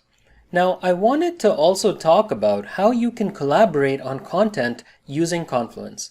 We've actually already touched on some of the ways you can do so. As I mentioned before, you can watch a page, or an entire space for that matter. So that's one way you can stay on top of changes being made by your team members to the pages that you're interested in. You can also come down and you can put in comments on pages, and so the watchers of that page will get notified of the comment. I had also shown you how you can put in inline comments by highlighting text and then using the comment feature, and then collaborate with your team members, go back and forth to discuss various points on the page, and then resolve those comments once done. And of course, like I've shown here, you can also use the @ symbol to tag someone or assign tasks or action items. So these are some of the ways you can collaborate with your team members while using Confluence. Now, another feature that you should definitely be familiar with and aware that it exists is collaborative simultaneous page editing. So Confluence allows multiple users to edit a page at the same time. So I am currently logged in as myself as the admin user. So I'm in the test document in the blank space, and let me try to edit this page once again. What I can do is I can actually invite my team members to edit the page. So I can click on this plus icon here, and then I can either put in their name and invite them, or I can just copy this link and then send it to them. Now here I have two windows open. So this window is the admin user in edit mode for that page. And in this window, I'm logged in as Adam Smith.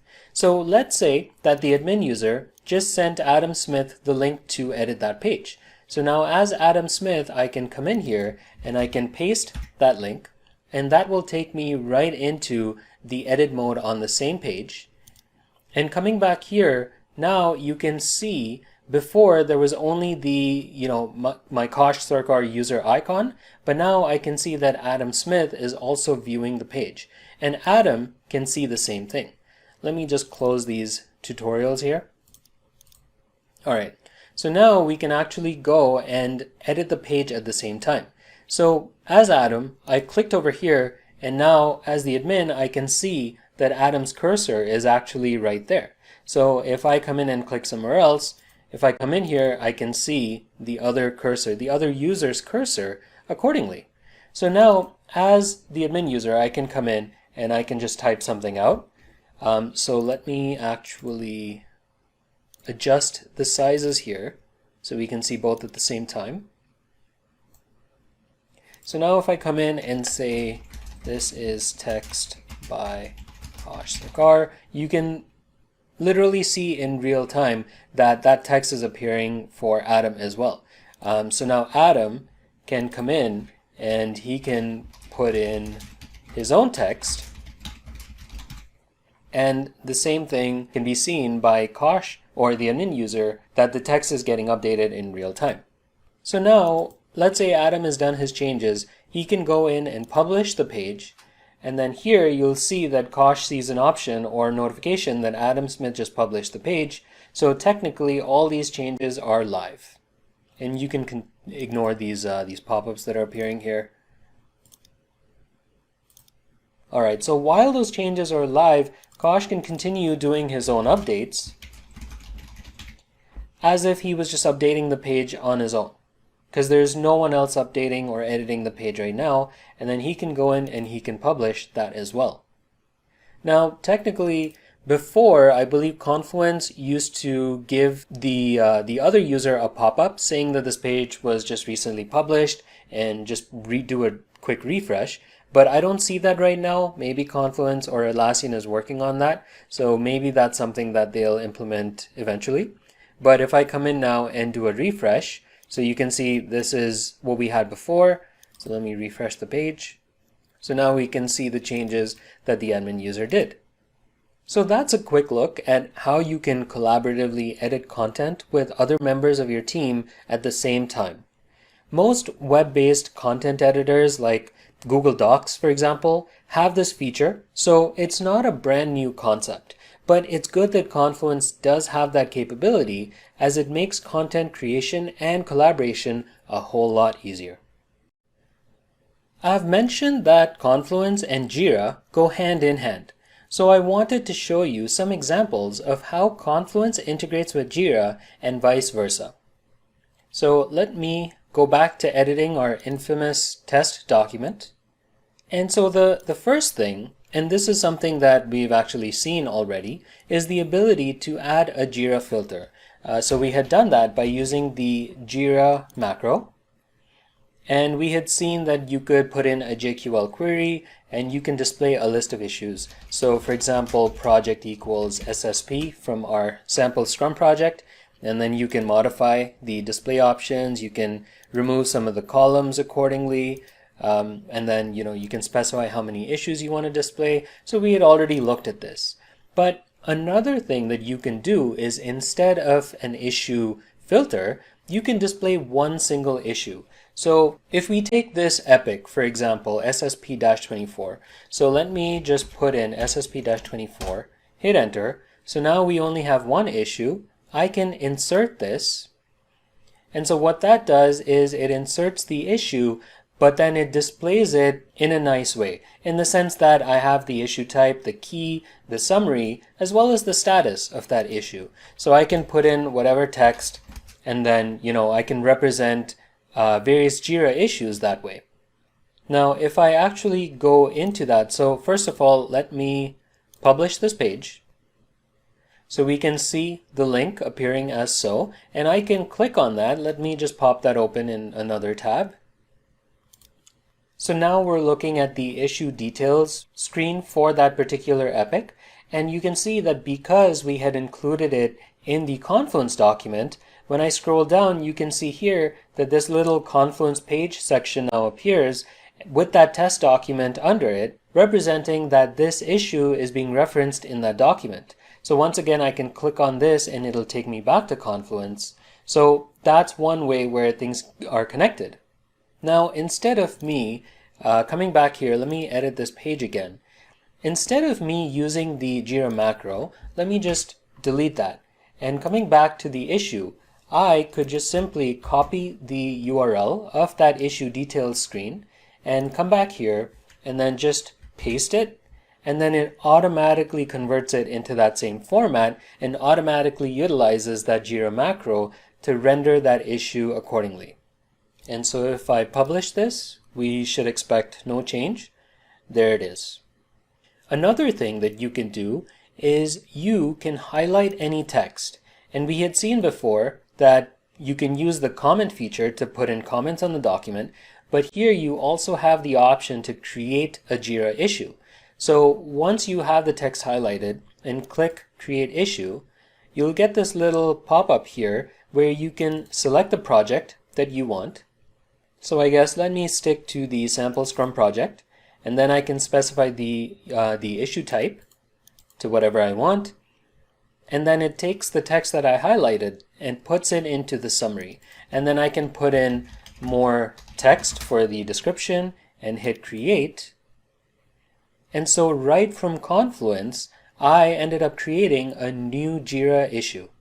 And so what that does is it also pastes a link to that issue right beside the text. So this is actually a decent example in the sense that I had this task, I had this action item, and in Confluence it's assigned to Adam.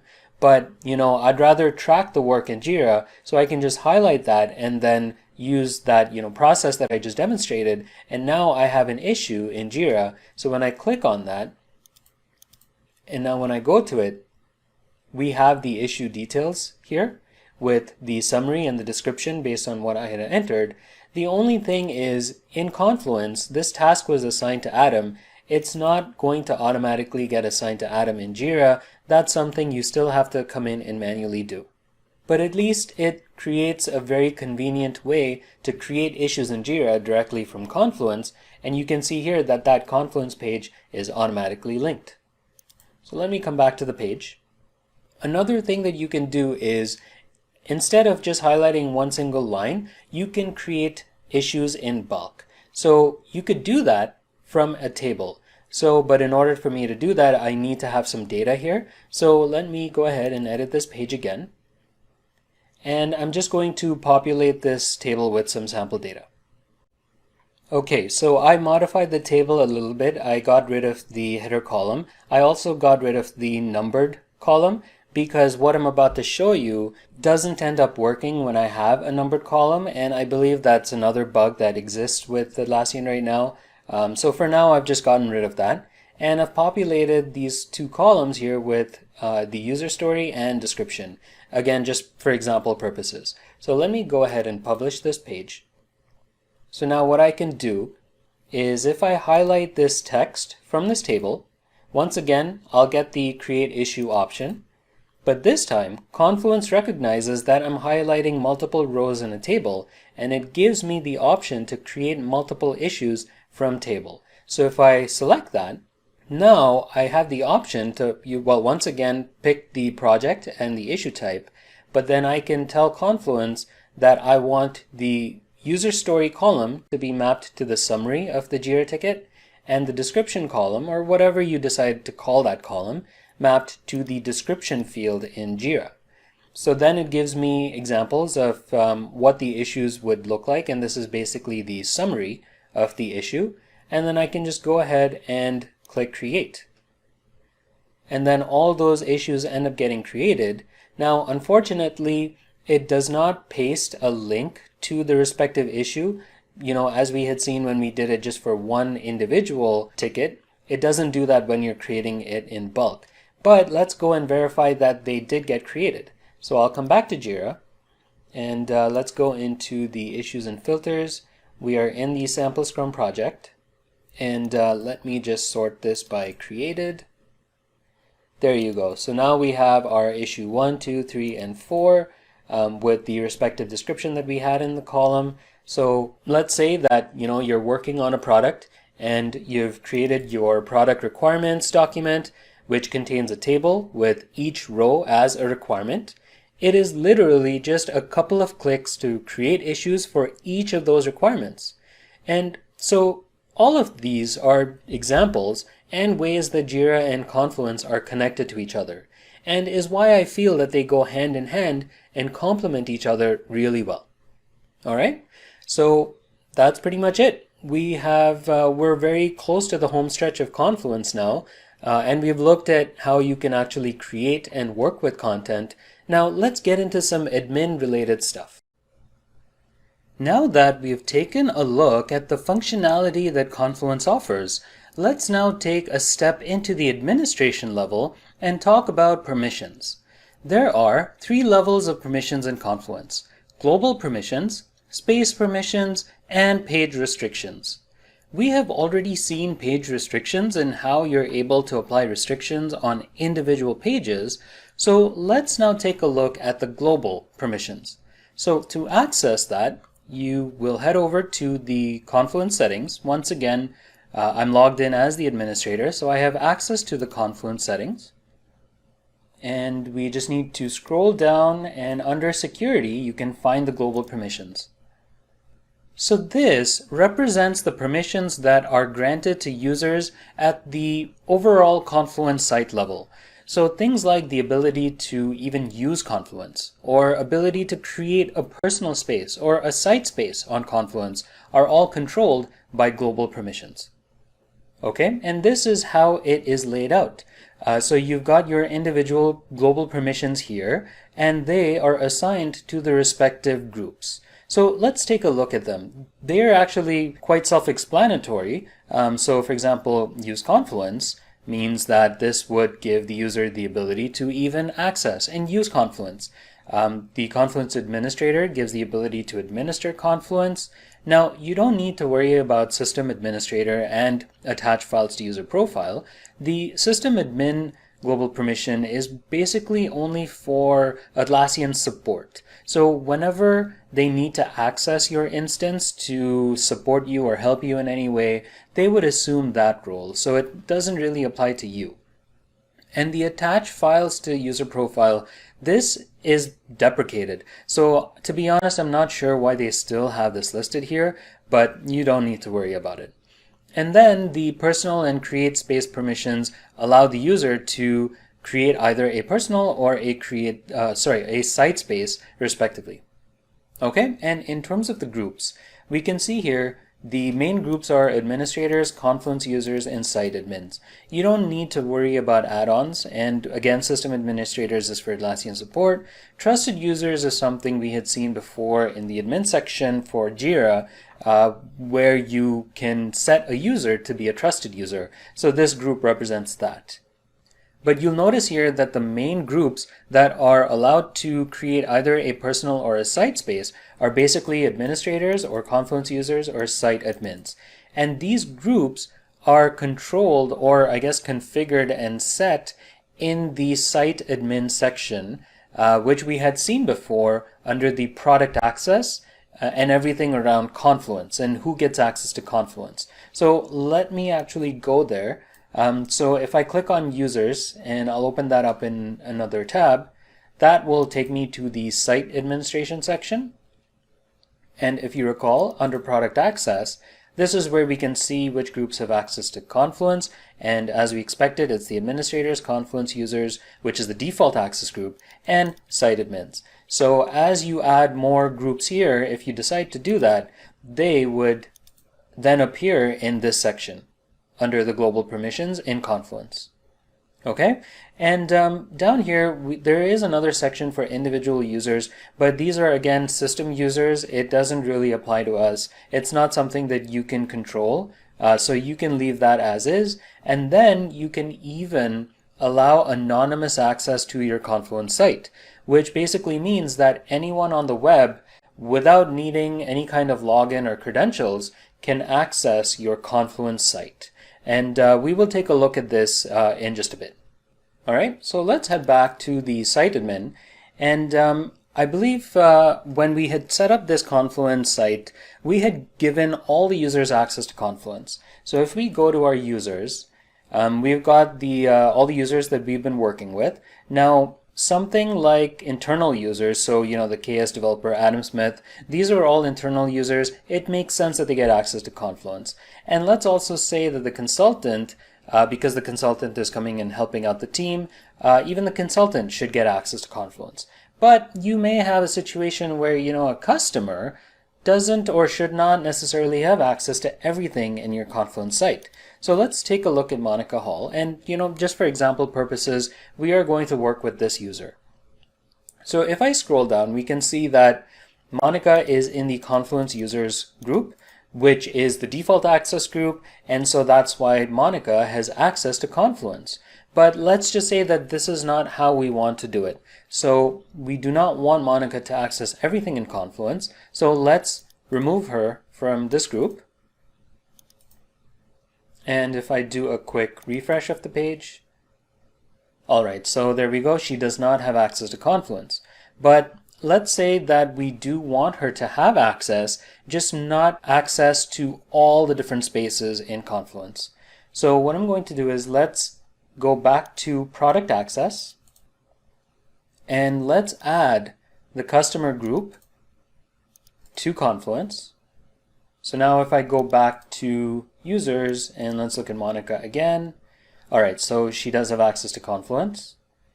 Now let's head back to the global permissions in Confluence, and I'm going to do a quick refresh. Okay, so now we can see the customer group, and we can see that the group can use Confluence, cannot administer, and we see that anyone in that group will not be able to create any spaces. So what I'm going to do is I'm going to log in as Monica, and let's see what it looks like for her. Okay, so here I am logged in as Monica in another browser window. Let me just head on over to the home page.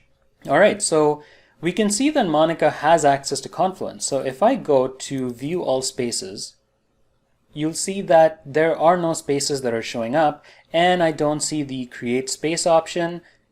And you can see here that it says to create a space, you need to contact your administrator. So Monica doesn't have those permissions, but she does have access to Confluence. And the reason she cannot see any spaces has got something to do with the space permissions. So that's a good segue into us talking about space permissions. Because we have seen global permissions at a high level, it is fairly straightforward. So now, moving on to space permissions, you can find that right below the global permissions. So every space has its own permissions, allowing you to grant access and other privileges to specific users or groups. And this is what the default space permissions look like. And the functions are basically broken down into, are you able to even view the space? And are you able to delete content that you create yourself? Can you add or delete pages or blogs or comments or attachments? Can you modify the restrictions for certain pages? This mail option, again, I haven't encountered it before, and I believe it's been deprecated, so once again, I'm not sure why they keep that there. You can ignore that one for now. And then, are you able to export an entire space altogether or administer a space? So that is how the individual space permissions are broken out, and you can see here that all the individual spaces are listed out because each space has their own permission. But this is how the default permissions are configured. So every time you create a new space, it's going to adopt the space permissions from these default settings. So when you adjust it here, anything that has already been created won't get affected, but any new space that you create will adopt these default permissions. Okay, so let's head into the blank space, and I'm going to open that up in another tab. So we're going to go into the space permissions for the blank space, and it is essentially the same as we had seen. The administrators can administer the space, but Confluence users can access and view pages and blogs and comments and things like that, but they're not able to modify restrictions or administer that space. And site admins is the same thing as administrators. Now, when it comes to space permissions, you can grant these permissions to groups. You can also grant them to individual users. So, for example, if an individual user needs to be an administrator of this space, but they are only part of the Confluence users group and not any of the admin groups, then you can come in here and you can edit the individual user permissions, add that user in, and then grant all the permissions. So even though they're not an admin, you can grant them individually the administration privileges in this given space. And then coming down below that, you can also allow anonymous, essentially the public, to access this space, but keep in mind that the global permission of anonymous access also needs to be enabled. And I'll do a quick demo of that in just a bit. So what I'm going to demo now is I could technically come in and I can edit the individual permissions, and I can look for Monica and add her in. And then I can grant her, whatever permissions I want. So this is just a demonstration of how you would do it individually. But, let's say going forward, you don't want to do it on an individual basis, but essentially any user that you add to the customer group, you want them to be able to access this blank space alone and not anything else. So for now, I'm just going to cancel to undo the changes, the individual addition of Monica. And let me edit the group permissions. And here I will come in and let's look for the customer group, click add. And let's just say that customers should only have read-only access to the space, so they're not able to add or delete or really do anything else. So we'll leave it as is for now, and let's save all. Okay, so we have customer with access to the blank space. Now if I come back to the window where Monica is logged in, let me do a refresh here. Alright, so that looks good. We can access the blank space now. And if I go in, let me expand the side navigation panel. So I'll skip this tutorial. Alright, so if I try to click on any of the documents, I can access it. I don't have the edit icon here, so that's good. And if I try to create something, good. So it says that I don't have the permission to do so. Alright, so whatever we've done so far has checked out.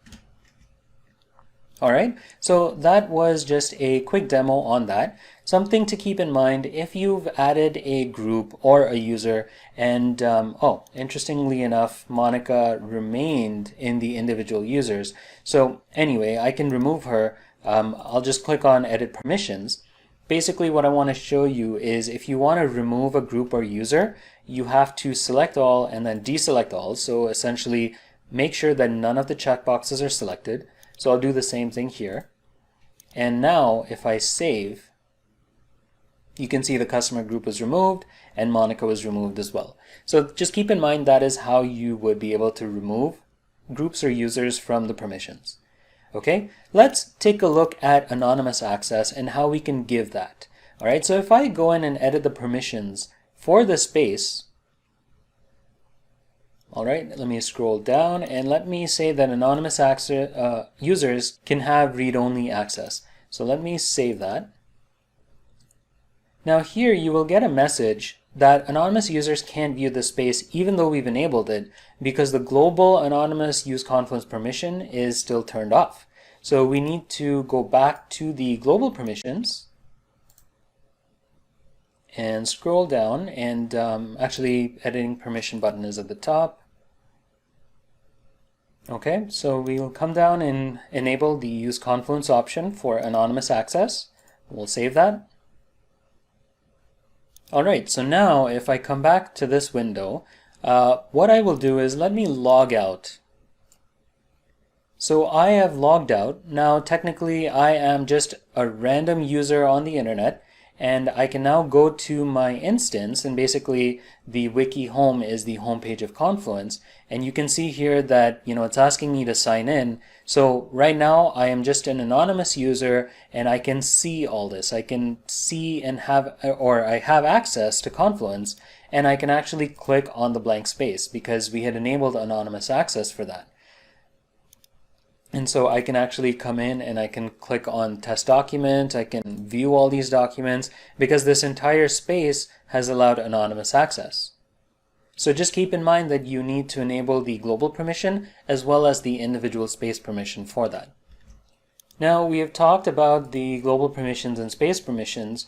In terms of page restrictions, let me do another quick demo for that. So I'll go to the blank space. Let's go to the overview. Actually, maybe I'll use one of the pages as an example. So I'll go to the test document, and in here I'll click on the access restrictions, and I'm going to say that only specific people can view or edit.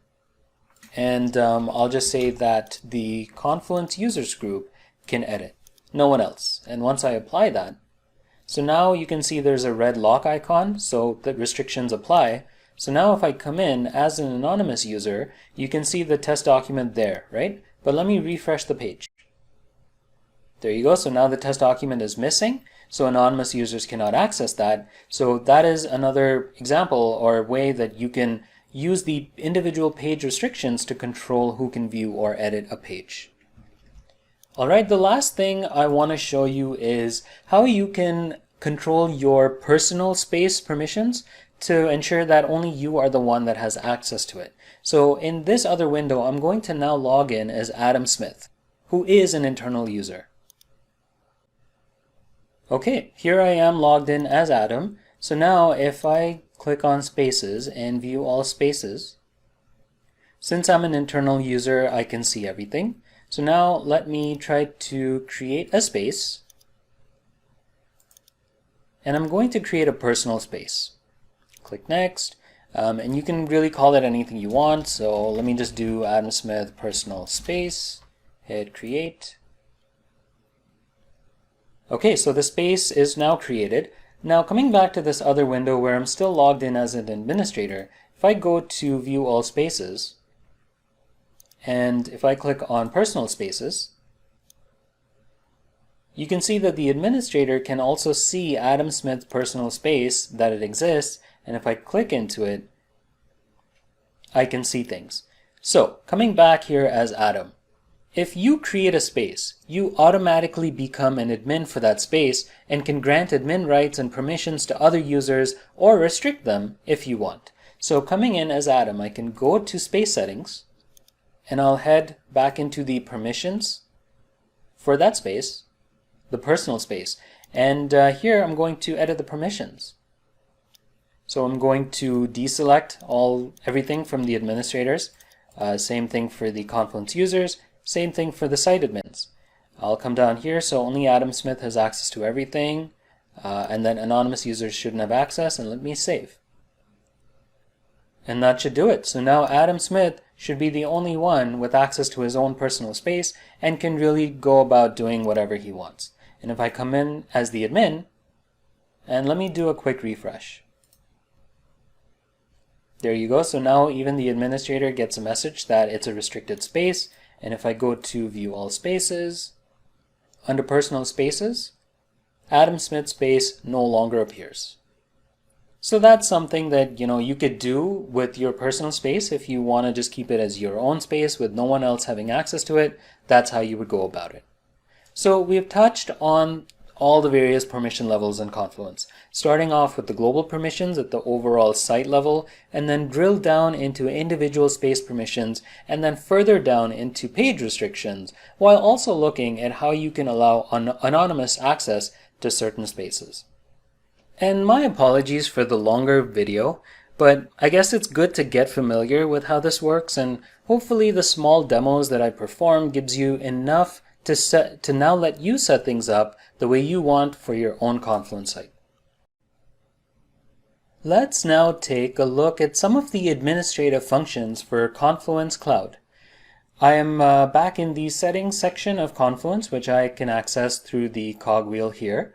And we're not going to go through all of them. I just felt that it might be good to skim over them and maybe talk about some that jump out that may be useful to you.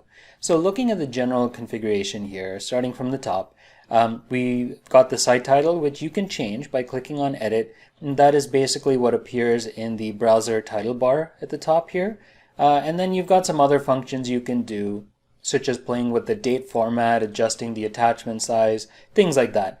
And then we've got some further configuration where you can change the homepage of your Confluence site. You can even set the interval that Confluence automatically saves your draft pages. Then you can set your things like languages, shortcut links. Now, global templates and blueprints, this is probably something that is useful to know. This is where you are able to modify the page templates at a global level, where they would essentially get updated for every single space. All right, and as we had seen before, there are a lot of templates available for you to work with.